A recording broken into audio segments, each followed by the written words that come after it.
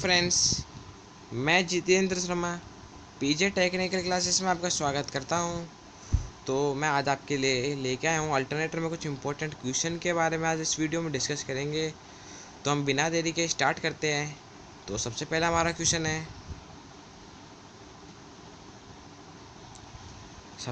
Question है प्रत्यावर्ती धारा उत्पादक किस सिद्धांत पर कार्य करता है।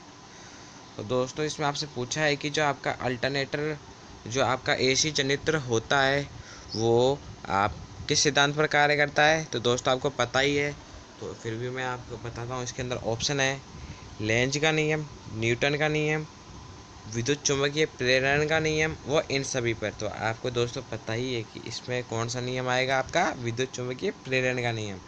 इसका करेक्ट आंसर है सी ऑप्शन। अब हम नेक्स्ट स्लाइड में चलते हैं। आपका दूसरा क्वेश्चन है जो आपका आवर्तित होता है वो कौन सी धारा उत्पन्न करता है। यानी कि जो आपका मैंने आपको बताया है आवर्तित का मतलब अल्टरनेटर। इसमें पूछा है आपसे धारा कौन सी उत्पन्न करता है। तो दोस्तों आपको पता ही है कि वो अल्टरनेटर कौन सी धारा उत्पन्न करता है आपको। तो इसमें ऑप्शन है एसी करंट, डीसी करंट, प्रत्यावर्ती धारा या एवे दोनों। तो दोस्तों आपको पता ही है कि इसमें आपका आएगा ए व बी, या इसका आंसर है सी ऑप्शन। इसका आंसर है करेक्ट आंसर है सी ऑप्शन। तो दोस्तों हम नेक्स्ट कैटेगरी में चलते हैं।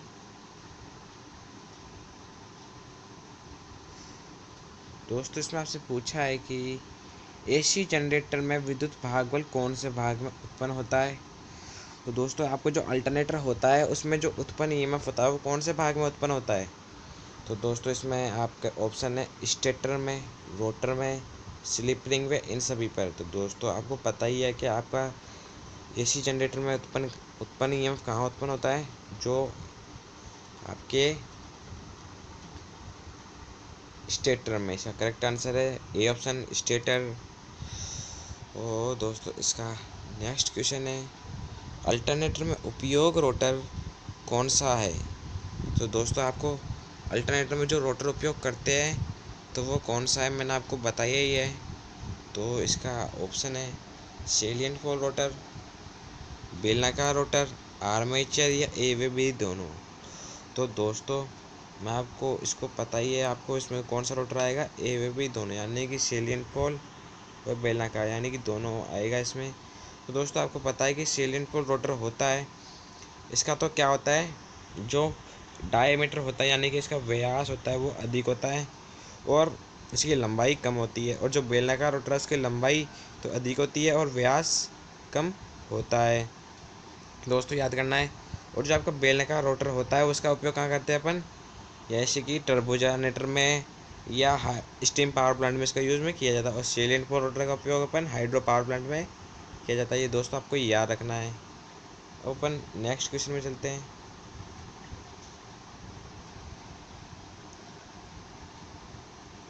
तो दोस्तों इसमें आपका नेक्स्ट क्वेश्चन है आपका प्रत्यावर्तक में ब्रूस निम्नलिखित पर आरोहित रहती है। यानी कि जो आपका अल्टरनेटर में जो ब्रूस होती है वो किस पर आरोपित रहती है। इसमें आपका ऑप्शन है स्लिप रिंग, कम्यूटेटर, रोटर और डायोड। तो दोस्तों आपको पता है कि जो आपकी स्लिप रिंग होती है वो किस पे आरोपित होती है, आपके डायोड पे। और जो आपको पता है ये आपका कम्यूटेटर होता है, ये आपके अल्टरनेटर में होता नहीं है, ये आपके डीसी जनरेटर में होता है। और ये रोटर होता है अपने, और डायोड अपने काम के आते नहीं हैं। तो किस पर आरोपित होती है, स्लिप रिंग पर। तो इसका करेक्ट आंसर है ए ऑप्शन।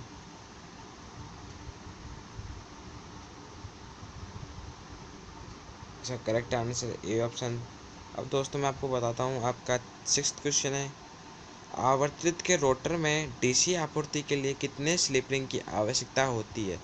तो दोस्तों आपको पूछा है कि इसमें जो आपका रोटर जो आपका आर्मेचर हो को आपूर्ति देने के लिए, जो आपका आर्मेचर होता है या रोटर मान लो उसको, जो रोटर होता है उसमें डीसी आपूर्ति के लिए कितने स्लिप रिंगों की आवश्यकता होती है।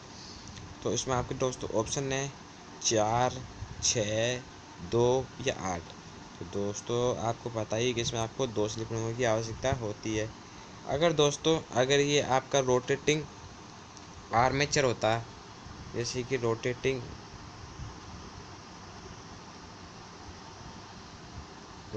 आर्मेचर। अगर ये रोटेटिंग आर्मेचर होता है तो इसमें अगर ये स्टार से योजित होता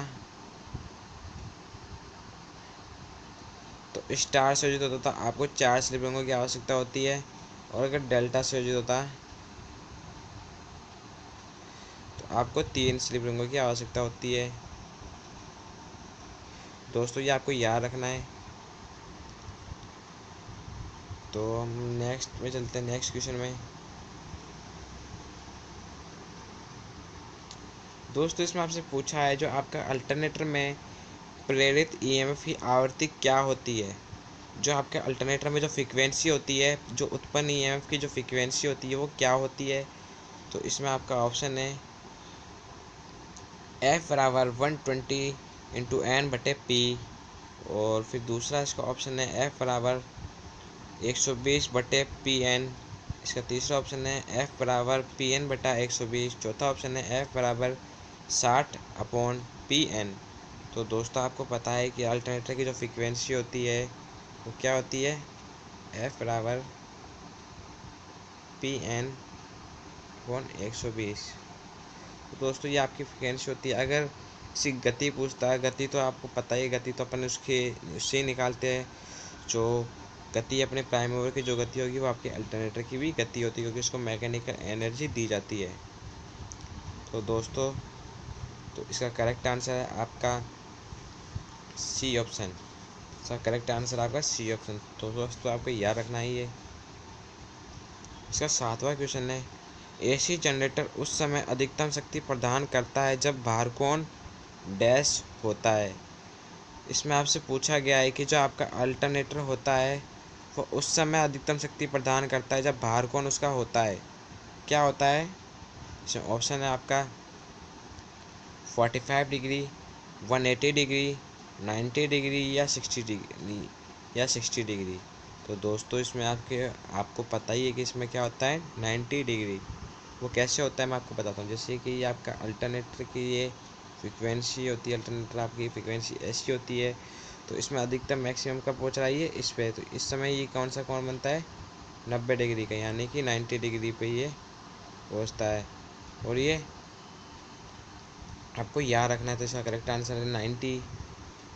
और इसमें आपका नेक्स्ट क्वेश्चन में चलते हैं अपन।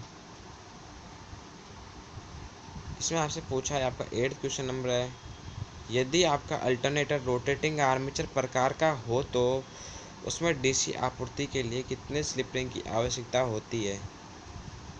तो दोस्तों इसमें आपसे पूछा गया है कि जो आपका अल्टरनेटर है जो आपका रोटेटिंग आर्मेचर प्रकार का है तो उसमें कितने स्लिप रिंगों की आवश्यकता होगी। तो दोस्तों मैंने आपको बताया है अभी 2, 3, 4 या बी वैसे दोनों।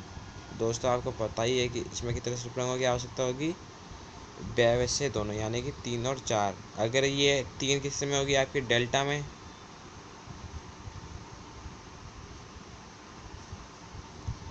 और 4 किस में होगी आपकी स्टार में। दोस्तों आपको याद रखना है। और इसमें आपका नेक्स्ट क्वेश्चन है 9th नंबर क्वेश्चन, अल्टरनेटर की क्षमता को डैश में व्यक्त किया जाता है। जो आपका अल्टरनेटर की जो क्षमता होती है उसको डैश में व्यक्त किया जाता है। तो इसमें आपका ऑप्शन है KW में, KVAR में, और KVA में या V/I में। तो दोस्तों आपको पता ही है कि आपके जो अल्टरनेटर की क्षमता निकाली जाती है वो KVA में निकाली जाती है, KVA या MVA में निकाली जाती है। अगर अधिक मान का हुआ तो उसको MVA में भी निकालते हैं। तो इसका करेक्ट आंसर है सी ऑप्शन। इसका करेक्ट आंसर है सी ऑप्शन। तो दोस्तों आपको ये याद रखना है अल्टरनेटर की क्षमता किसमें निकाली जाती है। तो इसमें आपका 10th नंबर क्वेश्चन आया है, आपका 10th number question, turbo generator में किस प्रकार के रोटर का उपयोग किया जाता है। तो दोस्तों मैंने आपको जस्ट अभी बताया है कि जो आपका टर्बो जनरेटर में किस प्रकार के रोटर का उपयोग किया जाता है? तो दोस्तों इसमें आपका ऑप्शन है slip ring rotor, squirrel cage rotor, नमकीन पोल रोटर और बेलनाकार रोटर। जो आपका नमकीन पोल रोटर होता है, इसे अपन क्या कहते हैं? इसे अपन सेलियंट पोल रोटर कहा जाता है। जो इसको क्या कहता है? सेलियंट।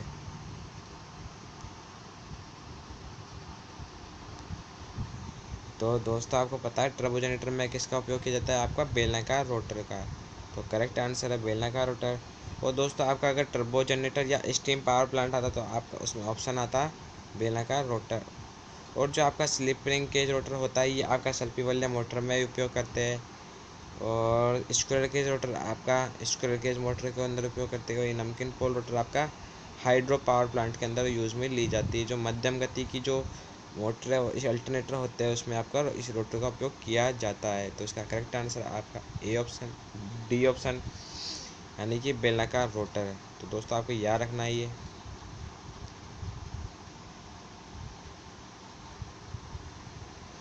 अब दोस्तों आपको 11th नंबर क्वेश्चन आया है। जस्ट मैंने आपको आंसर भी बता दिया, लेकिन आपको मैं पूछ लेता हूँ।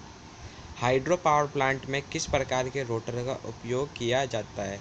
जो आपका हाइड्रो पावर प्लांट होता है, उसमें किस प्रकार के रोटर का उपयोग किया जाता है? तो ऑप्शन है salient pole rotor, wound rotor, बेलनाकार रोटर या ये सब रोटर। तो दोस्तों मैंने जस्ट आपको बताया है कि आपका सेलियंट पोल रोटर का यूज में लिया जाता है। और मैं आपको इन सब रोटरों के बारे में भी बता देता हूँ। सेलियंट पोल रोटर का उपयोग अपन मध्यम गति या निम्न गति की अल्टरनेटर में लेते हैं, जैसे कि आपका हाइड्रो पावर प्लांट में लेते हैं। दूसरा ऑप्शन है आपका वाउंड रोटर।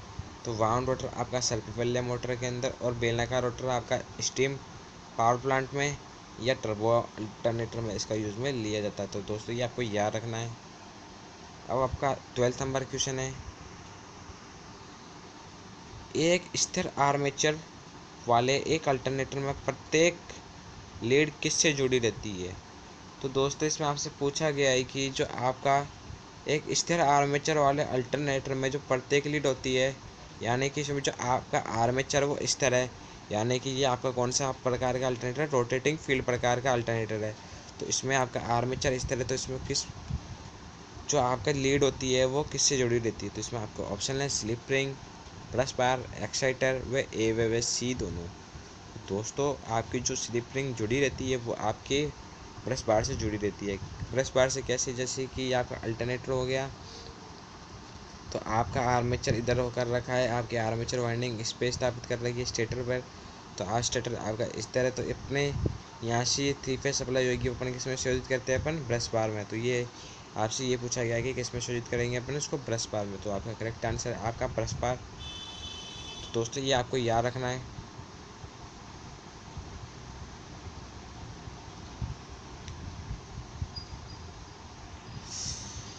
अब दोस्तों इसमें आपसे पूछा गया है कि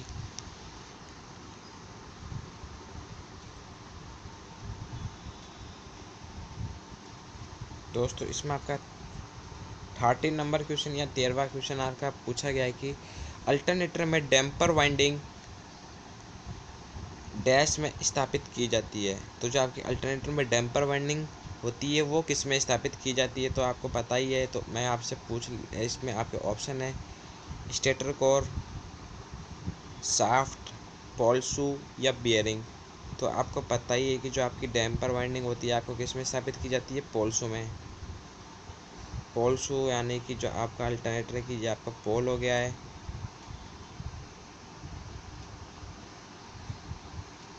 ये अपने ये पोल हो गया, तो इस पर अपने डैम्पर वाइंडिंग स्थापित की जाती है। दोस्तों आपको याद रखना है आपका डैम्पर वाइंडिंग ये पोल शू में,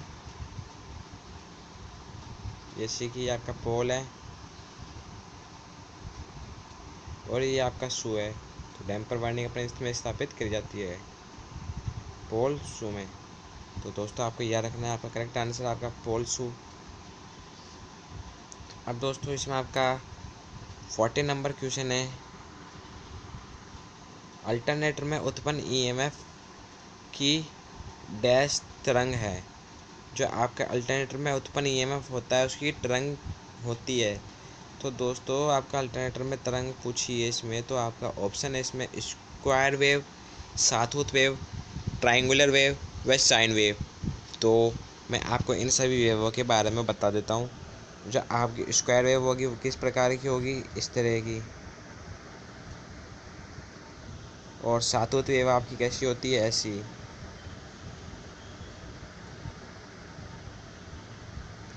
और ट्रायंगुलर वेव आपकी कैसी होती है,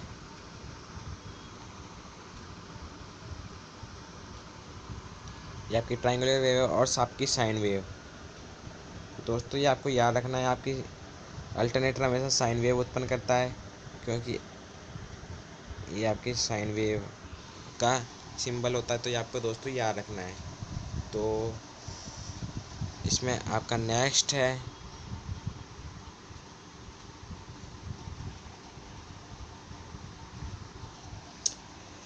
किसी अल्टरनेटर को एक्साइटेड होने की घटना में क्या होता है। यानी कि जो आपका अल्टरनेटर होता है तो इसमें एक्साइटेड, यानी कि एक्साइटेड होने की घटना में क्या होता है। दोस्तों इसमें आपकी कुछ मिस्टेक है इस क्वेश्चन में। तो आपका इसमें आएगा, जो ये आपका अल्टरनेटर और की जगह आपका आएगा एक्स्ट्रा। यानी कि इसमें आपसे पूछा गया है कि इसमें आपका आएगा अति एक्साइटेड होने की घटना में क्या कहा जाता है। यानी कि एक्स्ट्रा एक्साइटेड होने की घटना को क्या कहा जाता है। तो अल्टरनेटर में पूछा है तो आपका पता ही है कि मैं इसमें ऑप्शन है lagging power factor, unity power factor, leading power factor और शून्य पावर फैक्टर। तो दोस्तों इसमें आपका करेक्ट आंसर है आपका लैगिंग पावर फैक्टर, क्योंकि आपका जब अल्टरनेटर होता है वो आपके लैगिंग पावर फैक्टर पे अति उत्तेजित होता है। यानी कि जो आपका अति उत्तेजित होता है, यानी कि एक्स्ट्रा एक्साइटेड होता है, वो आपके कौन से पावर फैक्टर पर होता है, लैगिंग, यानी कि पश्चगामी पावर फैक्टर पर। अगर दोस्तों इसमें आपसे पूछा होता कि जो अगर आपकी जो मोटर होती है, जैसे कि आपका सिंक्रोनस मोटर ले लो,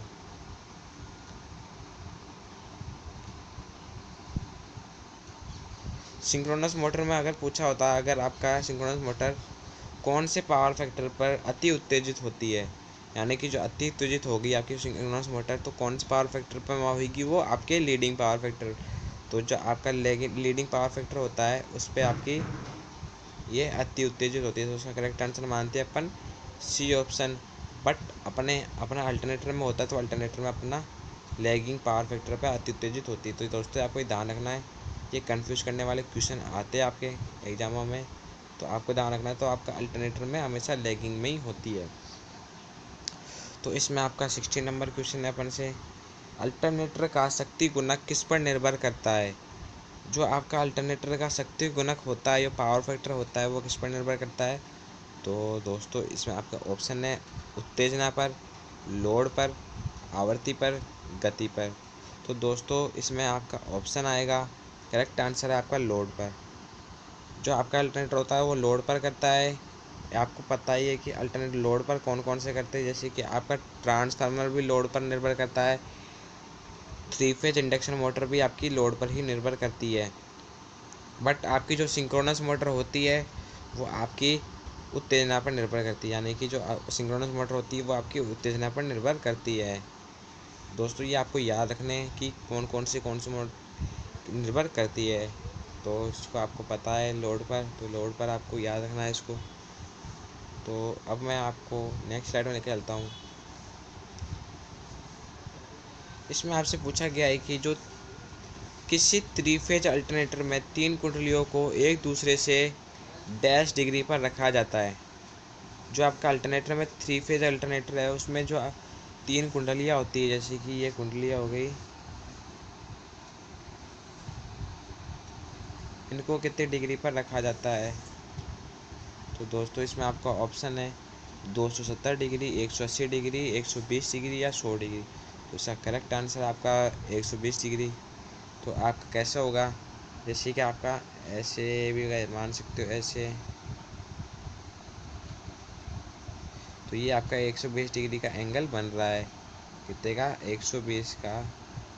तो इसमें करेक्ट आंसर है 120 डिग्री का, आपको याद रखना है।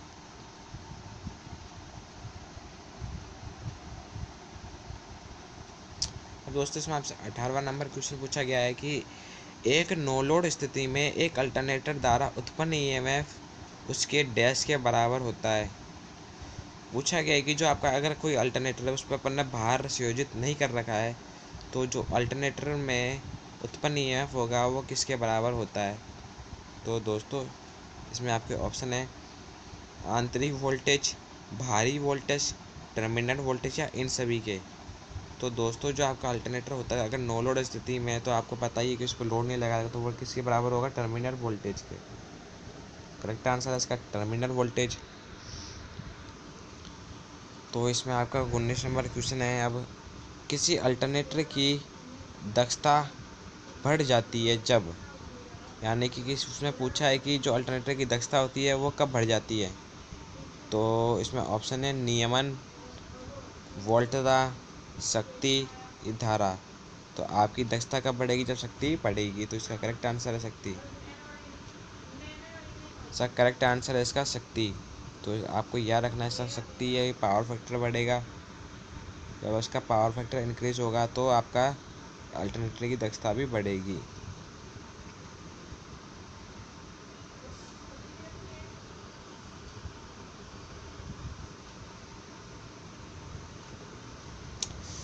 अब इसमें आपका 20 नंबर क्वेश्चन है स्टीम टरबाइन किसी अल्टरनेटर के लिए कपल किया जाता है तो अल्टरनेटर में डैश में परिवर्तित करता है।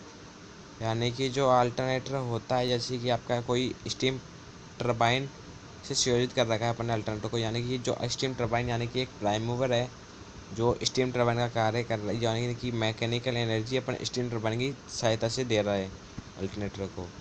तो वो कपल किया गया है तो अल्टरनेटर में परिवर्तित चुंबकीय क्षेत्र परिवर्तित अल्टरनेटर में डैश में परिवर्तित करता है। जो अल्टरनेटर किसको परिवर्तित करता है तो इसमें ऑप्शन है आपका एसी से डीसी या डीसी से एसी, इलेक्ट्रिकल ऊर्जा को यांत्रिक ऊर्जा में या यांत्रिक ऊर्जा को मैकेनिकल ऊर्जा में या यांत्रिक ऊर्जा को इलेक्ट्रिकल ऊर्जा में। तो दोस्तों आपको पता है जो आपका अल्टरनेटर होता है वो आपको जो यांत्रिक ऊर्जा होती है उसको वैद्युतिक ऊर्जा में परिवर्तित करता है। तो इसका करेक्ट आंसर है आपका डी ऑप्शन ही आपको याद रखना है।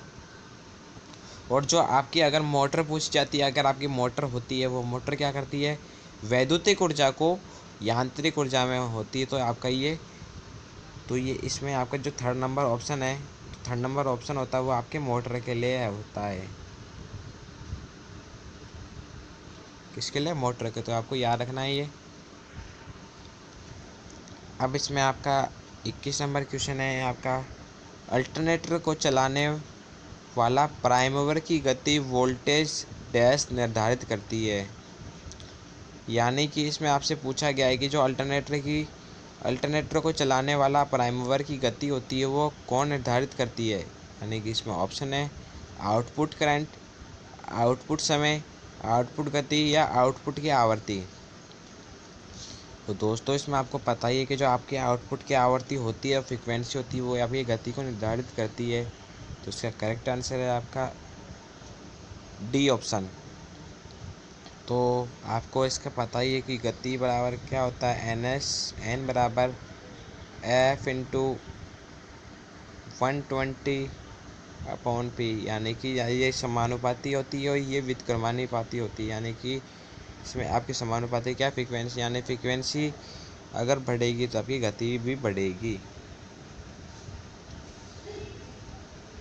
अगर गति बढ़ी तो फ्रीक्वेंसी भी बढ़ती है। तो इसका अपने 22 नंबर क्वेश्चन आपका बड़े अल्टरनेटर को ठंडा करने के लिए काम में आता है। यानी कि इसमें पूछा गया है कि जो आपका अल्टरनेटर होता है, बड़ा अल्टरनेटर यानी कि बड़ी केवी क्षमता का जो अल्टरनेटर होता है वो उसको ठंडा करने के लिए काम में लेते हैं। यानी कि उसमें ऑप्शन है जल को, तेल को, हाइड्रोजन को, हवा को। तो इसमें आपका करेक्ट आंसर है आपका हाइड्रोजन। अपन किसका उपयोग लेते हैं, अपन हाइड्रोजन के ठंडा करने के लिए लेते हैं, क्योंकि ये इससे अपनी मशीन की दक्षता थोड़ी इंक्रीज हो जाती है, इंक्रीज बढ़ जाती है। जो आपकी वाइंडिंग होती है उसकी क्षमता बढ़ जाती है, इसलिए अपन हाइड्रोजन का यूज़ में लेते हैं। तो दोस्तों आपको ये याद रखना है।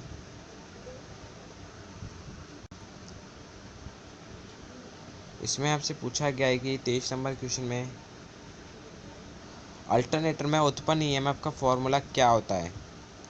तो आपका जो अल्टरनेटर में उत्पन्न ईएमएफ का फॉर्मूला होता है वो क्या होता है। तो इसमें आपका ऑप्शन है B L V cos theta, B L V sine theta, B sine theta L V, या sine theta V into I. तो इसमें आपका करेक्ट ऑप्शन है B L V sine theta. तो आपका जो अल्टरनेटर उत्पन्न करता है वो किसका करता है, B L V sine theta को। दोस्तों ये आपको याद रखना है। इसका आपका अगला क्वेश्चन है, और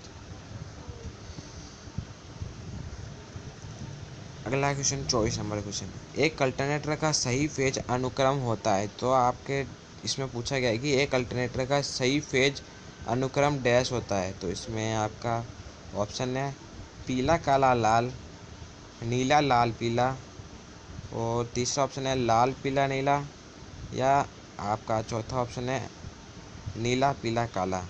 तो दोस्तों आपको पता है जो आपका 3 फेज अनुक्रम होता है वो क्या होता है, आर वाई टी।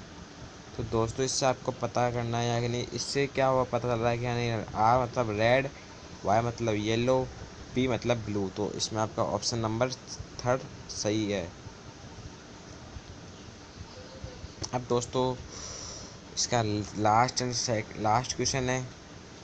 तो इसमें आपसे पूछा गया है कि एक अल्टरनेटर को उत्तेजित करने के लिए किसका उपयोग करते हैं।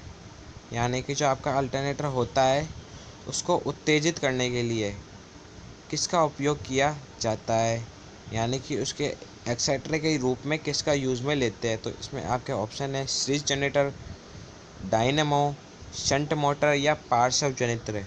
तो दोस्तों आपका पता ही है कि अपन हमेशा मोट जनरेटर तो लेंगे नहीं, यानी कि सीरीज जनरेटर तो लेते नहीं हैं, डायनेमो अपन लेते नहीं है, शंट मोटर का अपन यूज़ लेते नहीं है, बचा आपका पार्श्व जनित्र। तो इसका करेक्ट आंसर है आपका पार्श्व जनित्र, यानी कि शंट जनित्र। अपन पार्श्व जनित्र को क्या कहते हैं, शंट जनित्र को ही अपन पार्श्व जनित्र कहते हैं। तो इसका करेक्ट आंसर आपका डी ऑप्शन।